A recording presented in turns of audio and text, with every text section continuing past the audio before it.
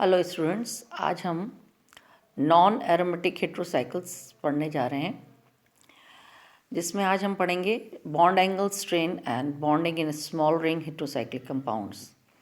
पिछले लेक्चर में मैंने बॉन्ड एंगल स्ट्रेन समझाया था। आज हम स्मॉल रिंग हेट्रोसाइकिल्स को स्पेशली लेकर 3 membered and 4 membered heterocycle compound के अंदर हम बॉन्ड स्ट्रेन एंगल स्ट्रेन को हम स्टडी करेंगे। The replacement of a CH2 group in a small ring cycloalkanes by a heteroatom leads to the saturated small ring heterocycles and causes changes in the structural parameters. जब भी हम किसी भी cycloalkenes में से एक CH2 ग्रुप को, चाहे साइक्लोप्रोपेन हो चाहे साइक्लोप्रोब्यूटेन हो, उसमें से किसी एक CH2 को रिप्लेस करते हैं हम किसी हेटेरोएटम के साथ, चाहे वो नाइट्रोजन हो, ऑक्सीजन हो, सल्फर हो, तो हमें एक सैचुरेटेड स्मॉल रिंग हेट्रोसाइकिल्स मिलते हैं, जिससे कि स्ट्रक्चरल पैरामीटर्स किस तरीके से चेंज होंगे उसको हम स्टडी करेंगे। इन द स्मॉल रिंग हेट्रोसाइकिल्स 3 और 4 membered bond angle strain large and the ring strain is mostly due to the bond angle deviation. Generally जब भी हम स्मॉल रिंग हेट्रोसाइकिल्स की बात करते हैं, स्पेशली 3 और 4 मेंबर्ड का, तो उसमें बॉन्ड एंगल स्ट्रेन जो होता है वो बढ़ जाता है। And the ring strain is mostly due to the bond angle deviation. Bond angle के अंदर जो डेविएशन होता है उसके कारण इसके अंदर हम बॉन्ड एंगल स्ट्रेन देखने को मिलता है। The ring strain in 3 and 4 membered heterocycles is approximately of the same magnitude and depends on the nature of the heteroatom than the size of the ring. Generally ये देखा गया कि ring strain लगभग 3 और 4 मेंबर के हेट्रोसाइकिल्स का लगभग उतना ही होता है जितना कि एक साइक्लोएल्केन्स के अंदर या साइक्लोप्रोपेन या साइक्लोब्यूटेन में पाया जाता है। But nature of the heteroatom पर ही डिपेंड नहीं करता, बल्कि डिपेंड करता है साइज ऑफ द रिंग पर। Magnitude and depends on the nature of the heteroatom then the size of the ring. Heteroatom के नेचर पर डिपेंड करता है, ना कि रिंग की साइज पर। The introduction of unsaturation in the small ring heterocycles further increases angle strain. अगर हम देखते हैं 3 और 4 मेंबर स्पीशीज़ में अगर अनसेचुरेशन आ जाता है, डबल बॉन्ड आ जाता है, तो रिंग का स्ट्रेन भी बढ़ जाता है। ये मैंने एग्जांपल लेके बता रखा है। साइक्लोब्यूटेन है, रिंग स्ट्रेन एनर्जी है 115, जो ऑक्सीजन रिप्लेस करके लगा दिया, CH2 को रिप्लेस कर दिया ऑक्सीजन, तो स्ट्रेन में ज़्यादा अंतर नहीं आया, 114 है। अगर NH लगा देते हैं तो 113 है, और सल्फ़र लगा देते हैं तो थोड़ा सा चेंज आता है, 83 है। तो लगभग स्ट्रेन एनर्जी जो है उस पर चेंज नहीं देखने को मिलता है। इसके बाद अगर हम बॉन्डिंग इन स्मॉल रिंग्स की बात करें तो small ring heterocycles here relatively similar bonding pattern as in small ring cycloalkane. Small ring cycloalkane की तरह इसमें भी सेम पैटर्न देखने को मिलता है। It is essentially suitable in mention bonding in small ring cycloalkane in order to establish their relationship with the small ring heterocycles and to analog conformational changes caused by introduction of the heteroatom. हम generally देखते हैं bonding, सबसे पहले हम देखेंगे small ring cycloalkenes को पढ़ेंगे, उसके बाद उनको हम एक हेटेरोएटम को रिप्लेस करके क्या चेंजेस होते हैं उसके बारे में हम स्टडी करेंगे। क्योंकि कन्फर्मेशनल चेंजेस क्या हैं, उनके एनालॉग के एक हेटेरोएटम आ जाने से उसको हम स्पेशली मेंशन करेंगे। Bonding in 3 membered ring, bonding in cyclopropane पहले पढ़ेंगे। In cyclopropane ring carbon carbon bond is not formed by maximum overlapping of sp2 hybrid orbital along the axis required for the strong carbon-carbon sigma bond with the bond angle of 109 degree, but formed by the oblique overlapping of the hybrid orbital being neither head to head nor side to side. होता क्या है, cyclopropane ring में carbon carbon का जो bond है वो पूरी तरह से नहीं ओवरलैपिंग नहीं होती। जैसे हम सबको पहले पता है कि sp3 हाइब्रिड ऑर्बिटल जैसे कार्बन के 4 बने, अगर उनको ओवरलैप करके सिग्मा बॉन्ड बनाना है तो हम देखते हैं उनकी ओवरलैपिंग कंप्लीट होनी चाहिए, चाहे सिग्मा बॉन्ड बने हेड टू हेड या फिर लेटरल ओवरलैपिंग करके पाई बॉन्ड बने। किसी भी तरीके से बॉन्डिंग हो वो पूरी तरह से होना चाहिए, परंतु साइक्लोप्रोपेन में क्या होता है, मैक्सिमम ओवरलैपिंग नहीं होने के कारण जो हाइब्रिड ऑर्बिटल्स हैं वो उनके लिए जो एक्सिस रिक्वायर्ड होती है वो नहीं होती है, जिस डायरेक्शन में होना चाहिए इनका ओवरलैपिंग वो नहीं हो पाती है। Carbon carbon strong carbon carbon sigma bond नहीं बनता with the bond angle of 109 but form by the oblique. थोड़ी सी ओवरलैपिंग होती है, मैं आगे डायग्राम से बताऊंगी। Overlapping of sp3 hybrid orbitals being neither head to head nor side to side. The carbon-carbon bond is cyclopropane are called band or banana bond and possesses the character of both the sigma and pi bond. Therefore, carbon-carbon bond in cyclopropane is weak and therefore behaves as a carbon-carbon double bond. होता क्या है cyclopropane में, ये bending हो जाती है, थोड़े से जो बॉन्ड हैं वो sp3 होने के बावजूद भी बैंड बॉन्ड की तरह से बिहेव करते हैं, पूरी तरह से ओवरलैपिंग नहीं हो पाती और इसीलिए इनका जो करेक्टर है वो ऐसा दिखाई देता है कि जैसे ना तो वो सिग्मा बंध बना रहा ना ही वो पूरी कंप्लीटली पाई बॉन्ड की तरह से बिहेव कर रहे हैं। इसीलिए इनमें सिंगल बॉन्ड की जगह ऐसा दिखाई देता है जैसे कि एक डबल बॉन्डेड करेक्टर, यानी कि sp3 की जगह ये sp2 ऑर्बिटल की तरह से वर्क करते हैं। The electron density along the bond axis is therefore low, but the direction away from the ring. क्या जो इलेक्ट्रॉन की डेंसिटी है वो एक्सिस के अलॉन्ग ना होकर जो है वो रिंग की अवे दूसरी तरफ उसकी जो है डेंसिटी इलेक्ट्रॉन की बढ़ती है, अलॉन्ग द बॉन्ड एक्सिस जो है वो कम हो जाती है। Electron density along the bond axis is therefore low हो जाती है but is directly away from the ring. Ring से दूरी तरफ हम देखते हैं इलेक्ट्रॉन की डेंसिटी बढ़ती दिखाई देती है। In cyclopropane 4 sp3 hybrid orbitals on a carbon atom are not equivalent. चारों हाइब्रिड ऑर्बिटल एक से नहीं होते। कैसे?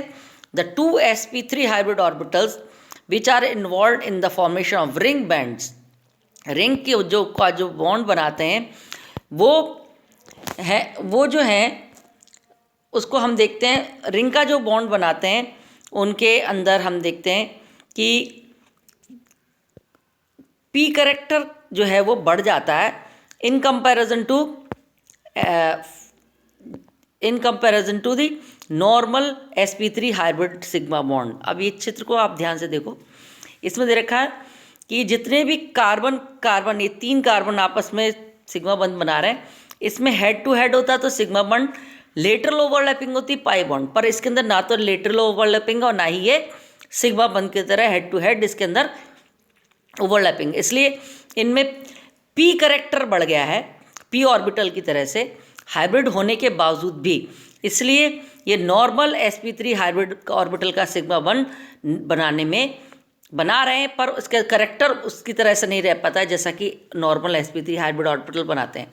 The 2 orbitals directed to the outside bond have more s character. इसके अंदर जो ऑर्बिटल्स हैं जो कि आउटसाइड बॉन्ड बना रहे हैं जैसे HH के साथ, उनके अंदर s करेक्टर बढ़ गया है then a normal sp3 orbital, यानी कि बॉन्ड में ना तो 2 sp3 हाइब्रिड ऑर्बिटल sp2 की तरह बिहेव कर रहे हैं, उसमें पी और करेक्टर बढ़ गया है, और जो आउटसाइड है जो हाइड्रोजन के साथ बॉन्ड बना रहा है उसमें s करेक्टर बढ़ गया है। Because greater p character of the ring bonds are balanced by the increase s character of the orbitals forming CH bond, यानी कि इनको बैलेंस करना है तो एक तरफ अगर p करेक्टर बढ़ रहा है अंदर की तरफ 2 बंधों का 2 हाइब्रिड ऑर्बिटल p ऑर्बिटल की तरह से बिहेव कर रहे हैं, और 2 जो हाइब्रिड ऑर्बिटल है वो प्योर s, मतलब उनके अंदर s करेक्टर बढ़ गया है। द एक्सटर्नल, अब इसको देखो आप ध्यान से, ये देखो, ये जब हाइब्रिड ऑर्बिटल इन्होंने ओवरलैपिंग की है तो जैसे मैंने डॉटेड लाइन बताई थी, एक कार्बन रेड पेन से मैंने इसको डॉटेड लाइन, इधर इनका अगर ओवरलैपिंग होती तो बात अलग होती, पर ये थोड़े से मुड़े हुए बंद हैं इसलिए इसको बनाना बॉन्ड भी कहते हैं, बैंड और बनाना बॉन्ड। और ये है oblique overlapping. The external orbital have about 33% s character and expected to be approximately sp2 hybrid. Carbon uses sp2 hybrid orbitals for CH bond, which are stronger, shorter and strong, while hybrid orbital used for CC bond having 17% s character and 83% p character. जो external orbital है ना, जो hydrogen के साथ बंध बना रहे हैं, उनमें 33% एस करेक्टर आ जाता है, जैसे कि हम प्योर sp3 हाइब्रिडाइजेशन के अंदर देखते हैं। क्लियर है? तो sp3 होने के बावजूद भी ये किसकी तरह बिहेव करता है? sp2 हाइब्रिड ऑर्बिटल की तरह से, जो CH बंध बनाते हैं। जहाँ कार्बन कार्बन बंध बन रहा है उसके अंदर s करेक्टर 17% है और p करेक्टर कितना हो गया? 83%, जो कि रिंग को बनाने में काम में आ रहे हैं। Thus this type of bonding arrangement considered to raise the total energy। इसके कारण क्या होता है? हमारी मॉलिक्यूल की एनर्जी बढ़ जाती है। Molecule which renders the molecule strained and reactive, जिसके कारण हमारा मॉलिक्यूल स्ट्रेन्ड या तनाव की स्थिति में आ जाता है और रिएक्टिव हो जाता है, तुरंत रिंग को खोलता है। The strain has effect on the physical and chemical property of the molecule. और इसी कारण है कि cyclopropane and butanes both are very reactive in nature. Bonding in 3-membered heterocycle। The bonding in saturated 3-membered heterocycle is similar to